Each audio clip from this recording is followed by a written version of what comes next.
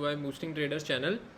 आज हम बात करेंगे कुछ 6 स्टॉक और 2 बैंक निफ्टी और निफ्टी तो मैं हर बार बताता ही हूँ। आज यूट्यूब पे आप लोगों ने कमेंट करके, आपका प्यार था जो आपने कमेंट करके पूछा है कि इस स्टॉक के बारे में आपको जानना है कि आप उसमें इन्वेस्ट कर सकते हो या क्या कर, आपको अगर उसमें ट्रेड करना है या इन्वेस्ट करना है या कुछ भी करना है तो आपको उसके बारे में जानना है। तो मैंने कल बोला था वीडियो में, अगर आपका कोई भी ऐसा मैसेज है तो आप मेरे को भेजिए, मैं ज़रूर उस स्टॉक्स पे वीडियोस बनाऊंगा।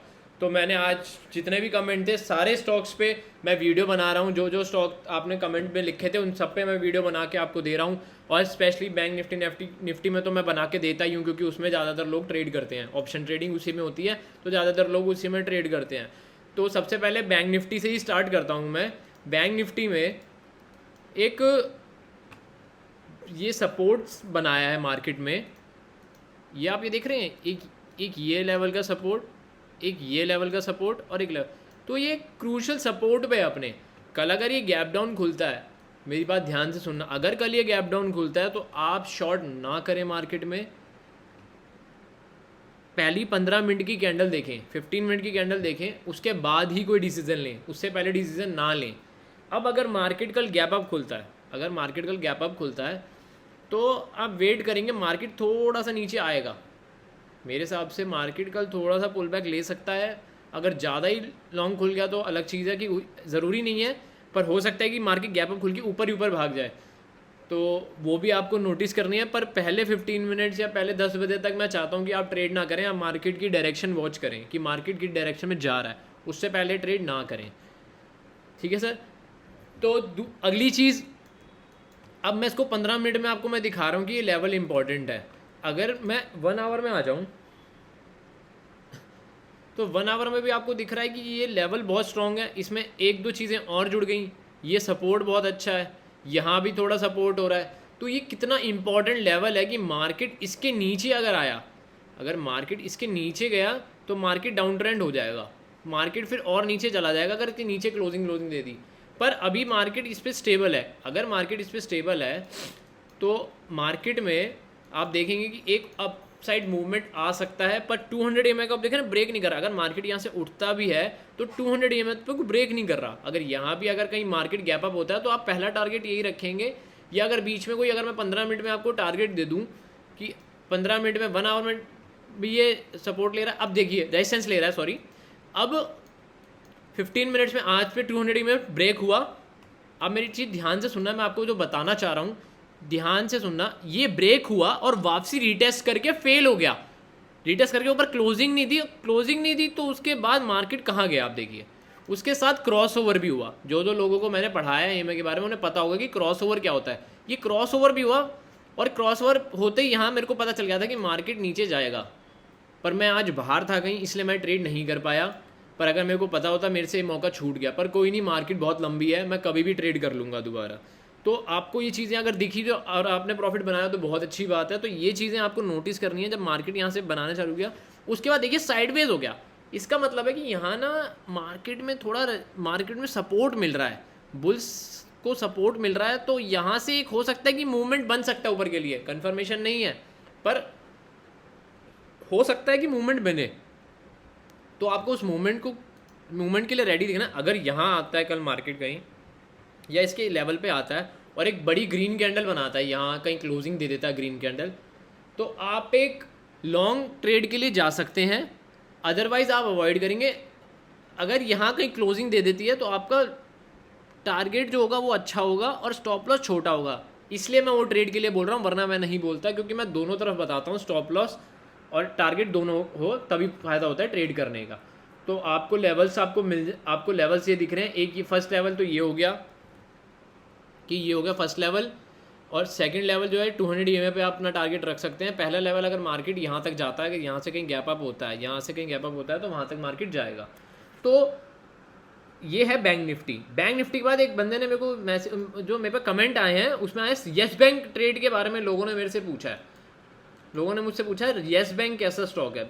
देखिए मैं ज़्यादातर पेनी स्टॉक में, मैंने पिछली बार भी बोला था कि मैं पेनी स्टॉक में ज़्यादा मैं करता नहीं हूँ ट्रेडिंग, और ना मैं अवॉइड ही करता हूँ कि लोग भी ना करें। क्योंकि आप देखिए जो शेयर 400 से गिर के 17 रुपये पे आ गया, वो कितना ही ऊपर वापसी उठ सकता है।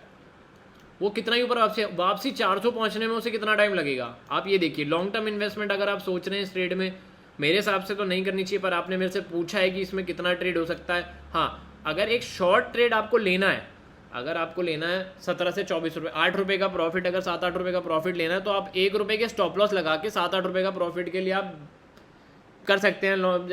आप जितने भी अपने फंड लगाना चाहते हैं, आप अपने हिसाब से रिस्क रिवॉर्ड रेशो आपका होगा कि आपको इतना प्रॉफिट चाहिए, इतना लॉस आप सह सकते हैं, उतना ही उसके हिसाब से ही करें, अपने कैपिटल के हिसाब से ही करें, ओवर ट्रेडिंग ना करें मेरे हिसाब से तो। और ये अभी सपोर्ट पे है, 1 डे पे सपोर्ट है 200 का, तो एक अच्छा मूवमेंट, अगर यहाँ कहीं ग्रीन कैंडल बने ना तो आपको एक बाइंग ट्रेड बनता है, वरना अगर ये ब्रेक हो गया तो आप ट्रेड ना करें, पेशेंस रखें, वेट रखें। मार्केट एक ग्रीन कैंडल बनाए यहाँ कहीं, इससे सपोर्ट लेती हुई बनाए तो बहुत बहुत अच्छा ट्रेड मिलेगा।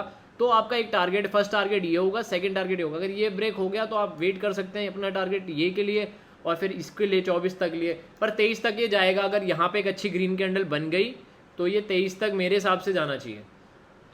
बाकी आप देख लीजिए आपने कितने इन्वेस्टमेंट करने हैं, उसके हिसाब से आप इसमें चेक कर सकते हैं।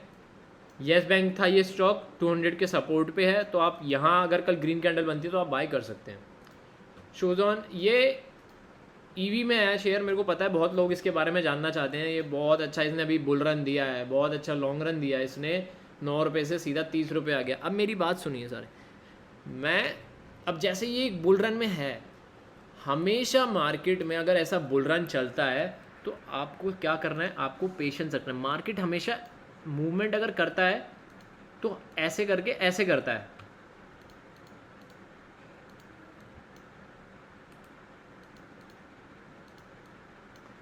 एक मिनट होल्ड करना। हमेशा मार्केट मूवमेंट, ये क्या हो रहा है,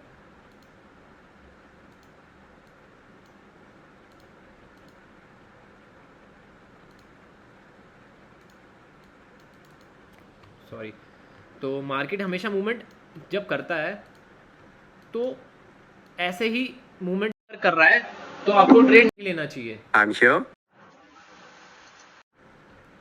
अगर मार्केट में एक पुल बैक आता है, थोड़ा सा मार्केट पुल बैक लेता है, फिर एक लॉन्ग रन करता है, तो अब आप ट्रेड ले सकते हैं। अगर आपने यहाँ कहीं ले रखा है तो आप बैठ सकते हैं, पर अगर आपने नहीं ले रखा है तो आप ज़बरदस्ती इसमें ना घुसे। मेरे कहने के हिसाब से मैं आपको वो जो कह रहा हूँ आप सबको समझ आ गया होगा कि मार्केट में अगर एक पुल बैक आता है, यहाँ कहीं मार्केट यहाँ कहीं आता है 20 के अराउंड आता है या 22 के अराउंड आता है, तो एक दोबारा अपरन ले सकता है। पर अगर मार्केट अभी भाग रहा है तो कभी भी भागती हुई मार्केट नहीं पकड़नी चाहिए, कभी भी भागती हुई मार्केट नहीं पकड़नी चाहिए। मैं आपको वही सिखा रहा हूँ कि एक बार मार्केट में पुल बैक आए फिर हमेशा बाय करना चाहिए, कभी भी टॉप पे बाय नहीं करते। ये हर कोई नहीं बताता कि आपको बाय कहाँ करना है। अभी भी लोग कहेंगे कि बढ़ रहा है तो खरीद लेता हूँ, बाय नहीं करना। थोड़ा पेशेंस रखिए, मार्केट आता है नीचे, आपके लेवल पे आएगा, सिर्फ भागता नहीं रहेगा मार्केट। लोग प्रॉफिट भी तो बुकिंग करेंगे अपना, जिसने यहाँ खरीदा होगा वो यहाँ बेचेगा भी तो, तभी तो पैसा कमाएगा। तो इस चीज़ को माइंड में रख के हमेशा ट्रेडिंग करें और हमेशा इन्वेस्टमेंट तब करें। अब एक अगला शेयर है ITI। ITI के बारे में जानने के लिए किया था। अब इसमें भी सेम सिचुएशन जैसा है, इसमें भी एक लॉन्ग रन आ रहा है, पर एक इतनी बड़ी एंगल्फिंग रेड कैंडल बनी है। अब अगर कल एक और रेड बनी तो मार्केट इस लेवल को टेस्ट करेगा। अगर इस लेवल पर टेस्ट करता है, अगर इसको ब्रेक कर दिया तो कुछ नहीं करना। अगर इस लेवल पे टेस्ट करता है, यहाँ एक dragon fly doji type 1 day के कैंडल में बनाता है ग्रीन कलर की, और फिर एक छोटी कैंडल या ग्रीन भी अगर बनाता है तो एक दोबारा बुल रन बन सकता है। अदरवाइज मार्केट में ये बुल रन नहीं बनेगा। अगर ये पुल बैक ले रहा है तो अच्छी बात है, पुल बैक ले रहा है और बड़े मूव के लिए तैयार हो रहा है। ये चीज़ याद रखें। 246 के अराउंड या 250 के अराउंड अगर मार्केट आता है तो आप एक सेफ इन्वेस्टमेंट कर सकते हैं, अगर ग्रीन कैंडल बने यहाँ पे। अगर रेड बन रही है तो नहीं करना कुछ भी।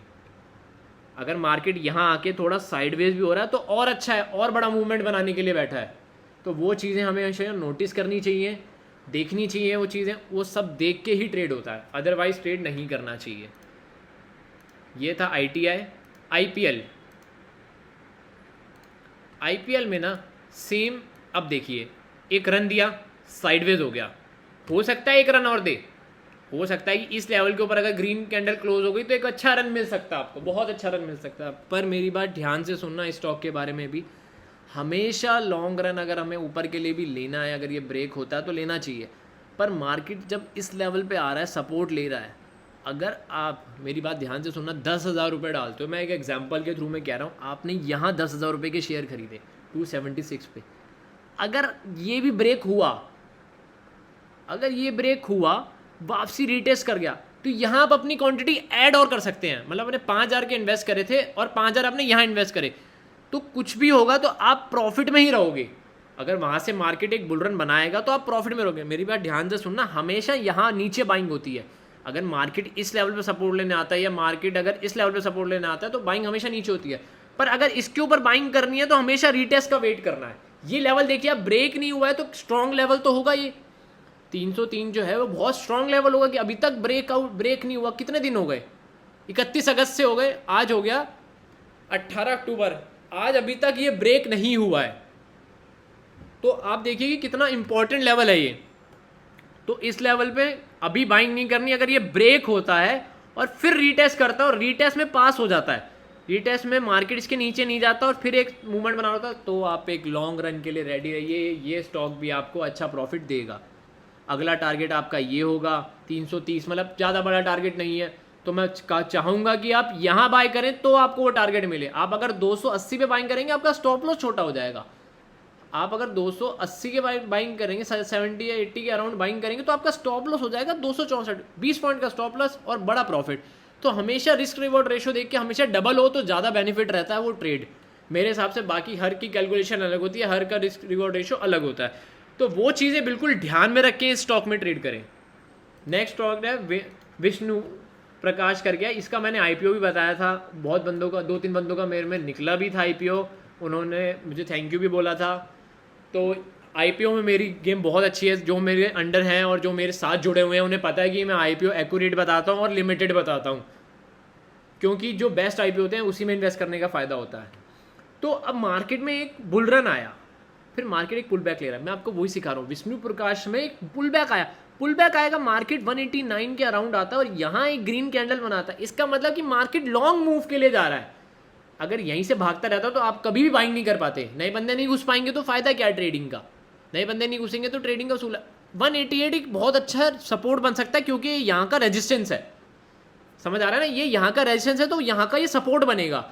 मार्केट अगर इसके नीचे नहीं जाता और यहाँ एक ग्रीन कैंडल बना देता है ऊपर की साइड, तो आप एक बाय ट्रेड के लिए जा सकते हैं। विष्णु प्रकाश भी आपको एक अच्छा खासा प्रॉफिट देगा। और मैंने बोला था आईपीओ अच्छा है, तो एक स्टॉक भी है, अच्छा ही है। ज़्यादा अगर ये इसके नीचे चला गया तो आपको कुछ नहीं करना। सिंपल एंड क्लियर बातों में मैं कह रहा हूँ, ये नहीं कह रहा कि आ जाएगा और फिर ऊपर बाय कर लेना या नीचे आ जाएगा थोड़ा और बाय कर लेना। मैंने आपको पॉइंट बता दिया, अगर इसके नीचे चला गया तो ये डाउन ट्रेंड चला जाएगा। अगर ये इसके ऊपर रहा तो आपका एक अच्छा आपको पुल बैक टाइप मिल जाएगा ट्रेड करने के लिए। ठीक है गाइस, अगला है जियो फाइनेंस। जियो फाइनेंस अभी नया स्टॉक, नया आईपीओ आया है, लोगों में बहुत इंटरेस्ट है इसको लेके, जियो लेके सब खुश रहते हैं, जियो जियो दंदनादन हो रहा है। अब जैसे मार्केट में एक आईपीओ खुला, अब ये देखिए कंटिन्यूसली गिर रहा है। 1 वीक का कैंडल मैंने लगाया था, 1 वीक के हिसाब से ये गिर रहा है। मैं 1 डे के हिसाब से इसको देखूंगा ना, अगर मैं 1 डे के हिसाब से इसको बताऊं तो ये 1 डे के हिसाब से भी गिर ही रहा है।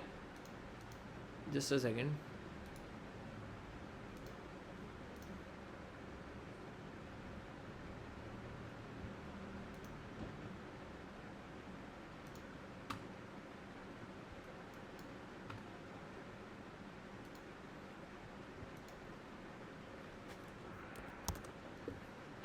अब देखिए 1 डे के हिसाब से इतनी लंबी लंबी 2 कैंडल्स बना दी इसने रेड, तो इसमें तो भूल के भी बाइंग मत करना अभी, क्योंकि कंटिन्यूसली गिर ही रहा है। तो कभी भी इतना गिरते हुए स्टॉक को भी बाइंग नहीं करनी चाहिए। हाँ, अगर यहाँ आता है, सपोर्ट लेता है 211 के अराउंड और फिर एक ग्रीन कैंडल बनाता है, अच्छी ग्रीन कैंडल बनाता है, या कल को मार्केट यहाँ कहीं ग्रीन कैंडल बनाता है फिर एक और ग्रीन कैंडल बनाता है, तो फ़ायदा लेने का। अदरवाइज़ इस स्टॉक को अवॉइड करिए, इसमें बाइंग बिल्कुल नहीं बनती अभी मेरी तरफ से। इसमें आप बाइंग अवॉइड करिए, मत बाइंग करिए, क्योंकि ये अपने लेवल और नीचे, अगर इसके नीचे चला गया तो मार्केट और डाउन ट्रेंड में चला गया। और ये नया स्टॉक है तो इसमें ज़्यादा मैं बता नहीं सकता, क्योंकि पुराना डाटा इसमें मैं देख नहीं पाऊँगा। तो अभी रिसेंटली ये स्टॉक आया तो मैं इतना इसमें कुछ आया नहीं, पर इस अभी जितना भी ये डाटा बता रहा है उसके हिसाब से इसमें बाइंग नहीं बनती। नेक्स्ट स्टॉक है निफ्टी। अब निफ्टी में आज मार्केट गिरा है बढ़िया, निफ्टी भी अपने सपोर्ट पे ही खड़ा है, बहुत अच्छा सपोर्ट है इसका level, double bottom type pattern होना। अगर ये भी कल को नीचे की तरफ होता है, अगर किसी ने पी ले रखी हो, अगर वो पुट ले रखी हो या कॉल ले रखी हो, वो उनकी हेडेक है। मैं ये कह रहा हूँ अगर पुट होता है तो नीचे अगर खुलता है मार्केट, अगर कल नीचे खुलता है तो मार्केट इस गैप को भरने जा सकता है। अगर मार्केट यहाँ कहीं खुला तो मार्केट इस गैप को भरने जा सकता है, पर एक ये बहुत इंपॉर्टेंट लेवल है और बहुत इंपॉर्टेंट सपोर्ट है, तो इस सपोर्ट को याद रखना, ये बहुत इंपॉर्टेंट सपोर्ट है। मैंने आपको पहले ही बता दिया ये मार्क करके कि ये बहुत अच्छा सपोर्ट है। मार्केट अगर इनके बीच में कहीं गैप अप खुलता है तो एक सपोर्ट ये बनेगा, अगला सपोर्ट अगर ये तो एक सपोर्ट है ही, ये तो एक सपोर्ट है ही। अच्छा, अगर मार्केट कल ऊपर खिलता है या ऊपर की तरफ मूवमेंट देना चालू करता है तो फर्स्ट टारगेट आपका 200 EMA रहेगा। 200 EMA का अगर ये कैंडल्स, अगर एक ही ग्रीन कैंडल, मेरे को लग रहा है कि अगर ऊपर की तरफ मूवमेंट आई तो एक ही ग्रीन कैंडल भी इन्हें ब्रेक कर सकती है, 100% श्योर नहीं हूँ पर कर भी सकती है। तो एक ये लेवल आपका फर्स्ट टारगेट रहेगा, क्योंकि जब मार्केट थोड़ा नीचे खुलेगा तो 200 EMA भी यहाँ आ जाएगा, थोड़ा चलता चलता यहाँ पे आ जाएगा, तो एक ये भी एक रेजिस्टेंस, आपके रेजिस्टेंस वाला ट्रेड हो सकता है। पर अब मैं आपको एक चीज़ बताऊं कि 5 मिनट में इसने बहुत अच्छी एक ग्रीन कैंडल बनाई है सपोर्ट पे, तो इसका मतलब कि एंड में बाइंग आई है और मार्केट थोड़ा सा गैप अप भी खुल सकता है, चांस दे रहा हूँ। प्लीज़ कॉल वाले खुश ना हो, मेरे को नहीं, मैं कंफर्मेशन नहीं दे सकता अभी, वो तो आपको सिंगापुर निफ्टी देखनी पड़ेगी। बस मैं एक आइडिया दे रहा हूँ कि एक ग्रीन कैंडल बनी है एंड में, हो सकता है कि मार्केट थोड़ा सा गैप अप भी खुल सकता है कल। तो आज के लिए वीडियो में इतना ही था, जो ट्रेड थे मैंने सब बता दिए हैं। वीडियो अच्छी लगी हो तो प्लीज़ लाइक करिए, शेयर करिए अपने दोस्तों से और कमेंट कीजिए आपको और कोई स्टॉक के बारे में जानना हो तो मैं बैठा हूँ आपको बताने के लिए। Thank you so much for your love, मिलता हूँ कल।